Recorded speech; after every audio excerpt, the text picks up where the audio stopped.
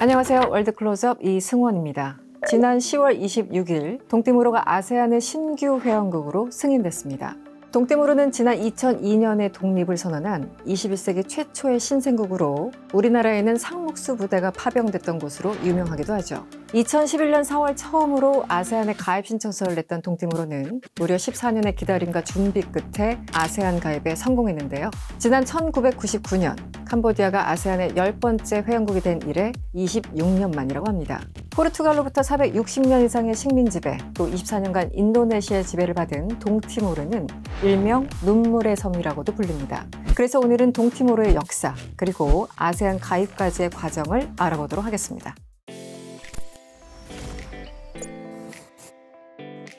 교수님 어서 오세요. 네, 반갑습니다. 네, 자기소개 간단히 좀 부탁드릴까요? 저는 고려대학교 아세안문제연구원 아세안센터에 있는 연구위원 최창원입니다. 제가 교수님 만나 뵙기 전에 잠시 이력을 살펴봤는데 네. 동티모르에 오래 사셨더라고요. 수치상으로 14년 차. 14년. 네. 아니 사실은 동티모르는 저희들은 이제 네. 책에서나 보고 저는 이제 99년 기억하는 게 너무 그때 참담한 시절이 네, 있잖아요. 그렇죠. 네. 네. 그래서 90년대 초반 동구권 이제 붕괴하고 해체되고 그 이후에 여러 가지 이제 격변도 있었고 있었는데 가장 인상에 남는 나라 중에 하나가 동티모르였어요. 그래서 오늘 마침 교수님 오셔가지고 제가 여쭤볼 게 굉장히 네. 많아졌습니다. 동티모르 위치도 모르시는 분들 상당할 거고요. 어떻게 보면 네. 당연할 거고 그 나라에 대해서 전혀 지식이 없는 분들도 많이 있을 것 같아요. 네, 네. 동티모르를 어떻게 좀 설명해 주시겠어요?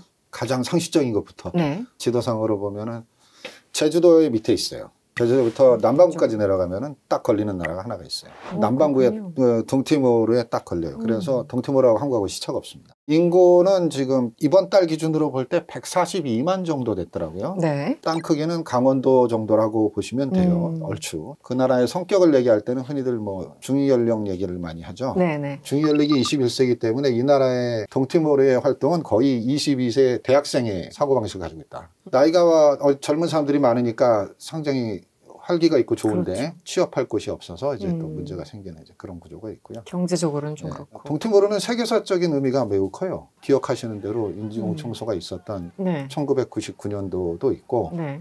그 전에 또 산타크루즈도 있었고 네. 그런데 동티모르가 역사적인 의미가 제일 큰 거는 유엔이 직접 과도 행정 활동을 직접 들어가 가지고 네. 국가 건설까지 성공한 유일한 사례예요. 표현상으로 할 때는 뭐 유엔이 3파의 역할을 했다. 그렇게 역할을 말을 하는데 실질적으로 보면은 유엔이 과도 행정부 운영 안 했으면 국가로 탄생하기 어렵거든요. 그러니까 사실 이제 유엔이라는 게 다자 간의 협의와 합의를 통해서 뭔가 결론을 좀 이끌어내자. 네. 그래서 힘으로 부딪히던 그런 어떤 현실주의적인 그런 상황을 조금 벗어나자 뭐 이런 네. 거 어떻게 보면은 제일 첫 장에 써놓고 싶은 곳이 바로 동티모르가 아닐까 싶은데요. 유엔 입장에서는. 동티모르가 빠지면 그렇죠. 유엔의 존재가 아주 유명무실해집니다. 코소보 같은 데가 계속 그렇죠. 터지면 어떻게 하겠어요. 네네. 더 오랫동안 행정에 참여했는데 국가 건설을 했다지만 유엔 등록을 반대해서 못하고 있잖아요. 그렇죠. 동티모르의 아시안가입이 어쩌면 동티모르의 성공이기도 하겠지만 큰 틀에서 보면 유엔의 성공이기도 하고 네. 한국의 성공이기도 하죠. 아, 한국도 기여한 바가 있죠. 한국은 한국 역사 최초로 무장 보병 병력을 평화유지군으로 보낸 곳이 동티모르죠. 네, 상록수 부대. 네. 더 중요한 거는 한국이 국가를 건립하는데 직접적으로 영향력을 끼친 나라는 동티모르 하나밖에 없어요. 공식적으로는 2002년에 독립국가를 선언한 네. 거니까 사실 굉장히 젊은 국가예요. 네. 네, 역사적으로는 네. 굉장히 짧은데 이 나라의 역사를 좀 설명해 주시면 어떨까요? 1515년이 포르투갈이 처음으로 동티모르에 온 연도입니다. 그때가 처음이고 네. 그 이전에는 18개의 소왕국이 있었어요. 이게 통일이 되어 있는 게 아니거든요. 네. 18개로 나눠져 있고 땅 크기가 강원도만한 곳에 18개가 있다 보니 게다가 산이 백두산보다 높은 산이 있어요. 아, 그래요? 그러면 이제 사람들이 어떻게 되겠어요? 곳곳에 흩어져 살게 되죠. 약간 부족 국가 같은 그렇죠. 느낌이 이제 있었을 이게 것 같은데요? 상대를 점령하러 가기도 힘들어요. 산골이 깊으니까. 이제 그런 구조에서 오래 살던 사람들이 포르투갈이 왔다. 이게 1515년이다. 그때부터 해서 1999년까지가 독립 투표한 다음에 그 결과가 나왔잖아요. 네. 그때까지가 가장 길게 보는 식민 통치 기간입니다. 식민 통치를 받은 기간만 460년입니다. 460년. 그런데 그 460년 중에는 사실은 또 줄반으로 나눠져요. 나눠져서 자기들이 직접 통치를 많이 하는 시기가 있고 그 전에는 그 백단목 좀 배가고 그러던 시기가 있어요. 그래서 제일 길게 봤을 때 484년이다. 그리고 가장 짧게 볼 수 있는 역사가 있어요. 포르투갈하고 네덜란드하고 티모르 섬에서 충돌이 일어나거든요. 네. 그 충돌이 있었던 그 시기 다음부터 계산하는 방식인데 그렇게 되면은 총 85년이 됩니다. 85년. 예, 짧습니다. 그런 정도의 격차가 크게 나는데 중간에 2차 세계대전 때 일본이 3년 또 점령하죠. 동티모르를. 그래서 역사 복잡하네요. 복잡합니다. 네. 그래서 포르투갈이 점령하고 있는데 일본이 3년 들어오는데 포르투갈은 불간섭 선언해요. 동티모르인들을 막아주지 않았어요. 그냥 접수해서 일본이 동티모르를요. 포르투갈 입장에서는 그걸 그냥 보고 있었다고요? 사실 막을 힘이 없었어요. 아, 정확하게 말하면은 그동안 소수의 사람들을 거기다 두고서 커피 가져오고 백단목 가져오고 이제 그런 일을 활동을 했는데 많은 사람들이 집단 거주를 하지 않았기 때문에 현실적으로 군인을 거기까지 옮겨서 가기도 힘든. 그러네. 거리상으로 일단 좀 대략 정리를 하면 한 460년 동안 포르투갈로부터 이제 식민 지배 오랜 기간이 있었고 대략 그리고 75년 11월에 동티모르가 포르투갈로부터 독립선언을 한 지 한 열흘 만에 인도네시아가 또 동티모르를 침공했다고 하는데 그렇죠. 그리고 강제 합병했다고 하는데 이렇게까지 할 이유가 뭐가 있었나요? 보통 이제 이러면 우리 원래 같은 민족이었어 혹은 뭐 같은 인종이야 같은 언어를 써 이런 여러 가지 이유가 있지 않습니까? 인도네시아 입장에서 그 수많은 섬들을 포용을 해야 되기 때문에 그 섬들하고 다 연계가 원래 돼 있지 않았고 같은 민족이라는 개념도 없었죠. 그래서 어떻게 하냐면 인도네시아는 무력으로 점령합니다. 동티모르만 그런 건 아니었어요. 다른 섬들도 다. 다른 섬들을 한 최소 5개에서 10개 지역이 독립운동에 응집이 있는 데를 강제 진압합니다. 무자비하게 진압해요. 대량 학살을 하는데 인도네시아는 국가의 정체성을 만들어야겠다라는 무력적인 것이 있더라도 그게 없으면 식민 통치를 당할 수도 있다. 뭐 그런 식의 논리가 있을 수 있고요. 또 외부적인 해석이 하나 있어요. 하나는 이제 공산주의에 대한 위험. 그리고 당시는 또 냉전 구조잖아요. 자카르타에서 이렇게 좀 외교적 협의가 있었다. 그런 기록이 있어요. 그리고 친미 미국 쪽에서는 공산주의 문제를 우려해서 어차피 누군가는 그걸 좀 막아주면 좋은데 그래서 이제 최소한 방관 그리고 허락 그런 식의 과정이 있었고 암묵적인 과정들이 있었죠. 그 과정 때문에 인도네시아는 다른 걱정 없이 쉽게 밀고 들어올 수 있었죠. 그런데 사실 우리가 이제 동티모르에 주목해서 그렇지 사실은 많은 뭐 부족 국가가 됐던 다른 섬이 됐던 인도네시아가 정말 무력으로 강력하게 그것은 기록적으로도 많이 있는데요. 다 실패했는데 동티모르만 성공했어요. 그것도 참 대단하군요. 이제 동티모르 얘기하다 보면 이 산타크루즈 대학살이라는 단어가 빠지지 않죠. 이 사건에 대해서 좀 설명해 주시면 어떨까요? 그 동티모르의 독립운동은 몇 가지 갈래가 있는데 하나는 그 무장 게릴라 운동을 한 게 있었고 그다음 외교전을 외교적으로 한 게 있었고 그 다음에 학생들의 운동이 있었어요. 근데 이 학생들의 운동에 해당하는 동티모르에서 이제 사건이 터진 겁니다. 날짜는 이제 1991년 11월 12일 날 학생들이 독립운동을 하다가 고메즈라는 사람이 사망을 하게 됩니다. 동티모르는 그 장례 문화가 굉장히 커요. 게다가 독립운동을 하다가 죽게 되니까 동티모르인들이 제대로 좀 하고 싶은 마음이 있었어요. 엄청나게 많은 사람들이 좀 성대하게 치르는. 그렇죠. 성대하게 치르기 위해서 산타크루즈라는 그 묘지가 있어요. 묘지. 묘지명인데 딜리를 기준으로 보면은 중앙에서 약간 동쪽에 있는 묘지입니다. 지금도 있어요. 그 묘지에서 동티모르는 이게 꽃을 뿌리면서 이렇게 행사를 해요. 천주교식으로 기도를 하고. 근데 그 과정에서 이제 인도네시아 쪽에서 발포가 있었죠. 인도네시아 군이? 군이 발포를 해서 처음에 사람이 또 죽고 계속 죽어가요. 그런데 이 죽은 숫자는 이게 최대 학살인 것처럼 언론상에 그렇게 나갔거든요. 몇백 명이 죽었으니까 많이 죽었는데 나중에 이제 알게 되는 거지만은 그 전에 어마어마하게 사람들이 많이 죽었는데 그리고 좀 심했던 것이 99년도가 심했어요. 독립이 결정되면서 그걸 용인하지 못하는 친인도네시아 민병대들이 들고 일어나서 많은 사람들을 학살시켰죠. 그랬죠. 그게 좀 집중돼서 커졌던 것이고 그 전에도 어마어마하게 죽은 거죠. 죽고 있는 것이 외부로 알려진 것이 바로 산타크루즈 대학살이다. 아직 그렇게 이해하시면 되겠고 그런데 그럼 왜 그렇게까지 강제 진압을 했지? 그 생각도 들 거 아니에요? 더구나 장례식이었는데. 그런데 여기는 그 변수가 하나 있는 게 그 전에 요한 바오로 2세가 동티모르를 다녀가셨어요. 인도네시아령인데 요한 바오로 2세의 신변에 위협이 있을 수도 있는 네. 그런 상황에서 동티모르를 다녀가니까 동티모르인들이 열광을 하게 된 거예요. 거기도 천주교죠. 그렇죠. 네. 천주교 비중이 대략 뭐 98%라고 네네. 하는데 네. 요한 바오로 이사가 다녀간 것 자체가 어마어마한 큰 일이죠. 평화를 유지시켜라라는 그런 메시지가 그렇겠네요. 있었던 것이고, 그러니까 인도네시아가 과잉 진압을 하게 되고 그 지역에는 다른 국제 행사로 들어와 있던 국제 저널리스트들이 있었어요. 그 중에 한 사람이 막살이라는 사람이고 우연히 자기가 그걸 촬영하게 돼서 이걸 내가 세계에 뿌리죠.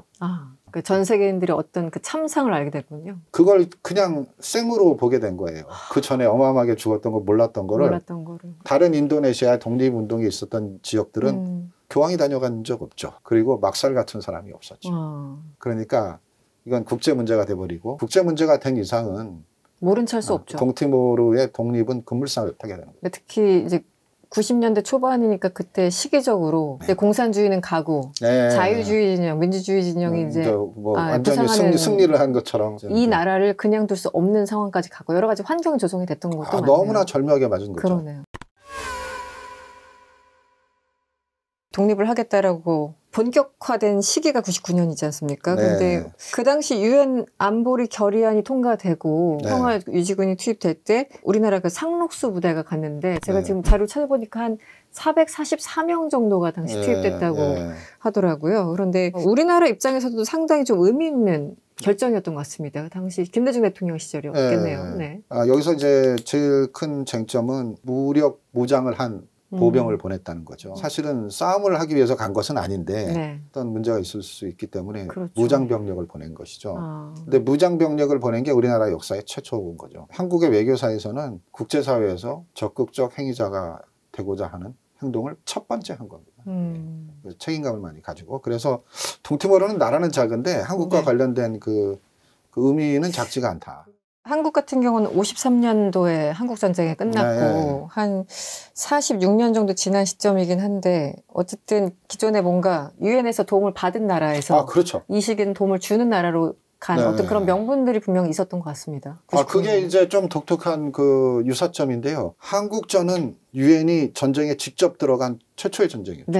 동티모르는 바도 행정부로 해가지고 행정을 아예 만들어주는 걸로 처음 들어간 나라가 동티모르입니다. 그러니까 유엔과 관련된 코드가 좀 있어요. 한국의 좀 보편적 가치를 위해서. 당시 뭐 북한이 갑자기 쳐들어온 것이니까. 그래서 보편적 가치가 그때 협의가 돼서 남한을 지원을 한 것이고. 그리고 인도네시아가 그렇게 무력으로 강점하고 폭행을 했지만 나중에 동티모르가 유엔에 가입하는데 아무 문제가 없었죠. 그런 과정을 보면 보편성을 갖추고 있는 가치 공유가 가능한 국가라는 하나의 증거물 같아요. 우연찮게도 동티모르는 동남아에서 민주주의 지수가 가장 높은 나라입니다. 동남아에서요? 1등이에요. 그냥 쉽게 그냥 1등이라고 말해도 틀리지 않아요. 그래서 한국은 동양에서 민주주의를 가장 그래도 잘 피운 나라에 속하고, 동티모르 동남아시아에서 가장 민주주의를 앞서가는 나라에 속한다. 당시 우리 이제 김대중 정부에서는 뭐 민주주의 그리고 시장 경제, 인권, 이건 보편적인 가치다. 이걸 지키기 위해서 당에 참여해야 된다. 이런 논리로 어쨌든 상록수 부대를 파병했고 이 상록수 부대가 무려 한 4년 정도 있었어요. 4년이죠. 99년부터 해서 2003년까지니까. 그래서 동티모르인들은 이 한국 혹은 상록수 부대에 대한 어떤 기억이나 추억 뭐 이런 것들이 좀 있을 것 같아서 한국에 대한 좀 남다른 인식이 있을까요? 뭐 여러 나라가 같이 갔으니까 이제 한국만 추억을 만들어준 것은 아니지만 물론, 그러나 한국이 좀 독특한 부분이 있어요. 동티모르에는 행정구역이 총 13개로 되어 있었습니다. 지금은 14개로 바뀌었어요. 근데 13개로 되어 있을 때 다국적군으로 들어온 나라들이 한 지역을 담당해서 치안을 담당을 하고 그리고 전후 복구를 하는 일을 했어요. 상록수 부대가 담당한 지역은 동쪽 끝에 있는 로스팔로스, 라우테무라고도 불리는 동쪽 끝에 거기였고 일을 굉장히 잘했던 것 같아요. 평가가 매우 좋았고 대민 활동이 굉장히 우수했다고. 주민들하고 굉장히 잘 어우러진. 그래서 그랬는지 동티모르에서 특별하게도 두 번째 지역을 담당을 또 해요. 오에쿠시라는 지역이에요. 오에쿠시는 처음에 포르투갈이 왔었던 서티모르 지역 안쪽에 속해 있는 떨어져 있는 지역인데 오에쿠시 지역까지도 한국군이 담당을 해요. 이쪽 일을 하다가 나중에 이제 불의의 사고로 사람이 이제 죽게 되죠. 아. 5명의 이제 군인이 죽게 되는데, 근데 그 2개 지역을 동시에 관할한 나라는 한국밖에 없었습니다. 그래서 당시에 이제 한국군의 이제 규율이라든지 대민 봉사 활동의 수준이 매우 좋았다. 저는 동티모르에서 19년째 사업을 하고 있고요. 한인회 부회장의 직책을 맡고 있습니다. 그 상록수 부대원 분들이 동티모르인들에 대해서 태권도 교육, 그리고 농촌 진흥화 사업, 물품 지원, 그리고 한국어 교육 등을 통해서 상록수 부대원들이 정도 많고, 그리고 여러 가지 가르침도 받았고, 현재까지도 기억하는 많은 동티모르 주민들이 있습니다. 그래서 지금 2002년에 어쨌든 독립을 이뤄냈고 현재 상황은 어떤가요? 동티모르가 여전히 경제적으로 굉장히 안 좋다라는 얘기를 듣고 있고 그리고 현재 대통령이 그 96년에 노벨 평화상을 타신 분인데 그 이후에 외교장관도 하고 뭐 총리도 하다가 잠깐 물러날 때 대통령 되신 바로 그분인가요? 아니면 네, 다른 같은 분입니다. 같은 분이죠? 네, 원래 그 동티모르는 1인 다역을 합니다. 그래서 제가 그분이 그분인가라고. 네, 그분이 그분이에요. 아, 그렇죠. 그분이 그분이고. 예, 현재 정치적인 경제적인 상황을 좀 설명해 주시면 어떨까요? 수평적 정권 자체를 아주 평화롭게 오갈 수 있는 그 민주주의를 일단 정착시키는데 성공했습니다. 이 지수는 사람마다 비판이 좀 있긴 한데 반대 쪽에서 비판하는 그 권력의 갈등과 분배로서의 민주주의의 개념으로 분석을 해도 동티모르는 다 상위권입니다. 그래서 민주주의는 어느 정도 성공했다. 그 다음에 이제 문제가 이제 경제 문제 아니겠어요? 2023년도에 그 운영하고 있었던 바이오 응단이 고갈됐어요. 광고가요. 고갈되고 나서 지금 현재 가장 큰 수입원은 석유 자금, 페트롤리엄 펀드라고 되어 있는 석유 자금을 운영한 자금으로 나오는 수익이 경제적인 가장 큰 부를 만드는 것이에요. 그리고 또 자료들을 보면은 제일 돈을 많이 벌어들이는 데가 커피다. 커피요? 바뀐 지 오래됐죠. 커피에서 만들어내는 수익보다 동티모르 노동자가 해외 나가서 벌어서 송금하는 금액이 더 커요.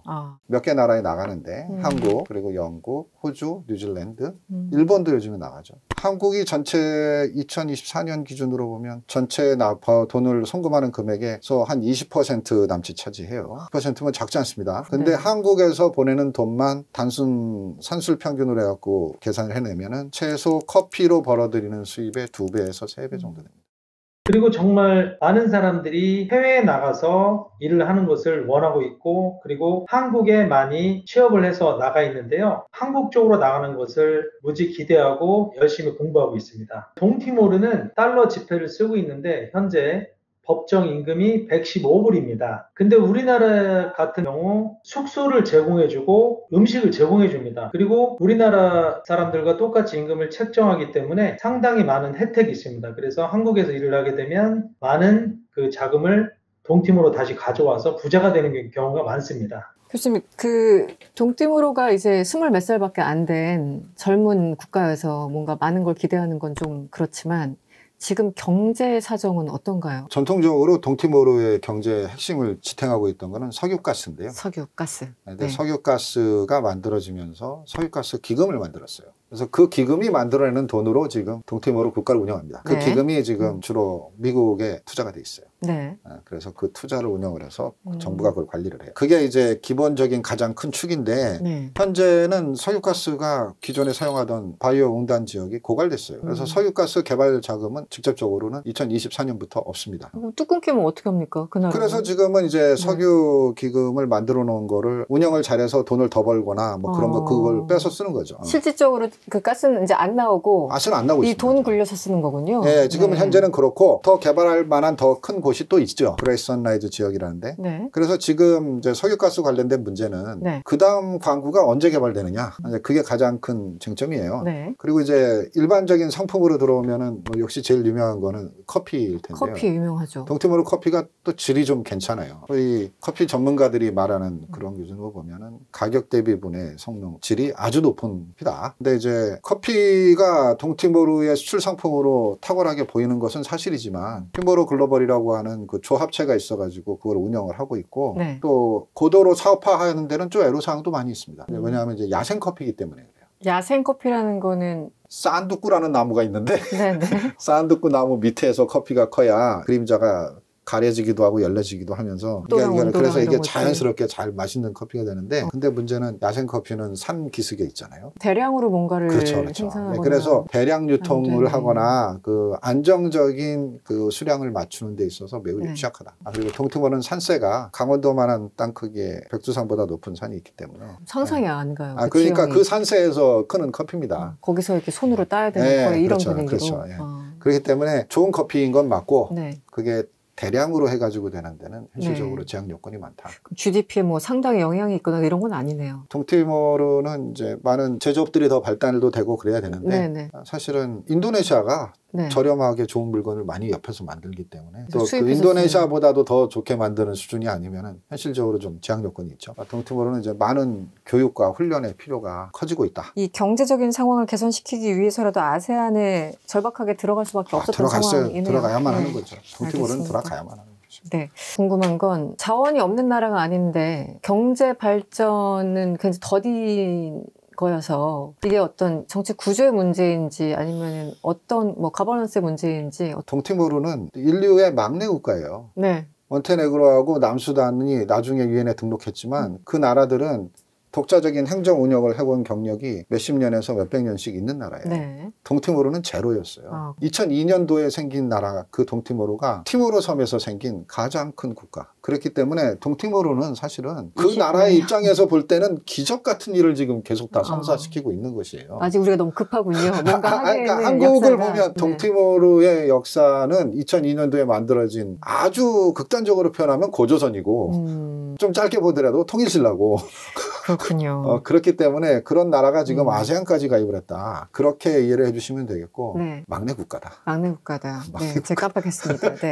오늘 사실 이제 동티모르를 주제로 다루게 된 계기가 바로 방금 말씀하신 이제 아세안 얘기니까 이제 넘어가 보겠습니다. 동티모르가 언제 이 아세안에 가입 신청을 했는지 봤더니 2011년, 그러니까 무려 14년이 됐어요. 그리고 이번에 정회원국이 된 거죠. 근데 통상적으로 보면 한 3, 4년 이내에 가입 승인이 나는데 이 나라는 무려 14년 걸려서 어떤 특별한 이유가 있을까요? 14년 걸렸다. 이거는 이제 가장 짧게 보는 거고요. 사실은 2002년 독립하자마자부터 가입하기로 했어요. 그렇군요. 그때부터 업저버 활동을 부분적으로 했어요.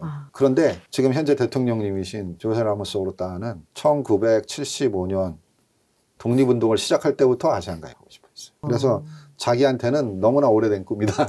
기간에 따라 다르지만 아무튼 동티모르는 시간이 많이 걸렸죠. 아까 말씀하신 대로 보통 2년이라고 했는데 어떤 나라는 1년 만에도 가입했어요. 근데 이제 아세안은 동티모르를 차별하지는 않았던 것 같아요. 14년이라는 시간을 끌긴 했지만 아세안 헌장이 없을 때 가입했어요. 다른 나라들. 아세안 헌장이 나중에 생겼어요. 그래가지고 아세안 헌장이 2007년도에 생기니까 그럼 사실은 아세안이라는 그 그룹 자체가 그쪽 동네 친구들 모여서 이렇게 잘해보자. 이제 거의 그런 모임이었다가 지역협의체. 그러다가 아세안 헌장이 생기니까 헌장에는 규약이 들어가잖아요. 그래서 회원국이 지켜야 될 규약이 4가지가 들어갑니다. 일단은 기본은 4가지가 다른 나라가 없었던 걸 해야 되는 거고 플러스 3를 시켜가지고 7가지를 만들어요. 동티모르는 여러 가지 격차가 커서 가입해도 제대로 활동을 할 수가 없을 것이다. 그런 관점도 꽤 있었어요. 그러다 보니까 우리가 도와줘 가면서라도 좀 만들어보자. 만들어야 된다. 그러면 어떻게 해야 돼? 그래서 2021년 실사단을 보내서 22년에 11월 달에 원칙적 가입이라는 걸 만들어내죠. 근데 그 원칙적 가입이라는 걸 만들어내는 게 로드맵을 동티모르가 지키겠다. 그리고 아세안은 그 길을 이끌어주겠다. 우리가 알려줄게. 그 원조 자금도 넣어주고 알려줄게. 그렇게 해가지고 와서 금년도가 돼서 모든 가입 조건이 거의 다 완결이 돼 가는데 조금 부족했어요. 그런데 금년에 말레이시아가 의장국으로서 강하게 드라이브를 걸어서 의장국으로서 이제 의장국이 중요하죠. 의장국이 중요하죠.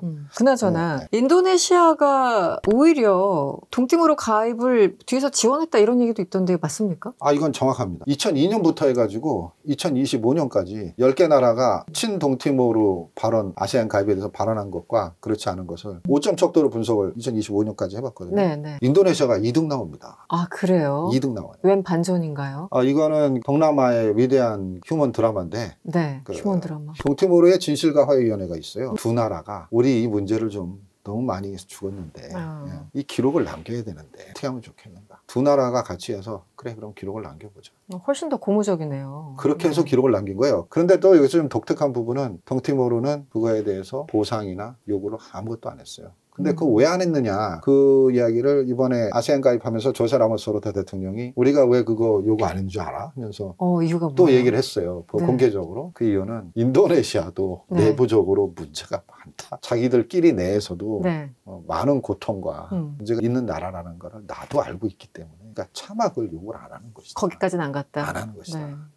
인도네시아는 그래서 그랬는지 단 한 번의 물질적인 보답을 한 적은 없지만 명료하게 사과는 합니다. 동티모르가 어떤 세계적인 데 편입을 하고 하려는 노력에는 언제나 동티모르 편을 든 거예요.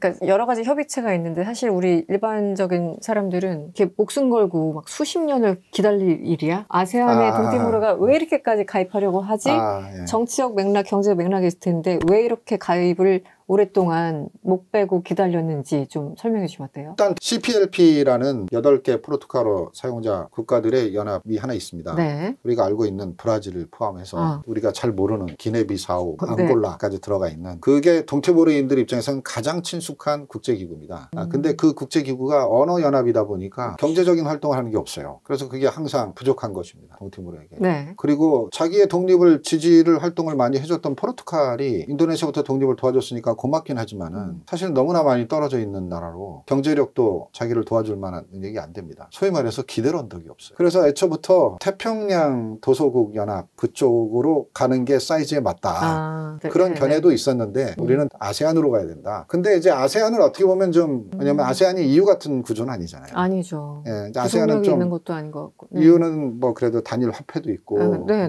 그리고 단일성이 아세안이 좀 약하단 말이죠. 유럽 연합과는 비교할 수가 없는 수준으로. 그래서 동티모르 정부는 단일성을 제대로 갖고 있지 않는 것조차 좋게 본 것 같아요. 너무 구속되지 않지만 그렇죠. 구속되는 것도 무섭죠.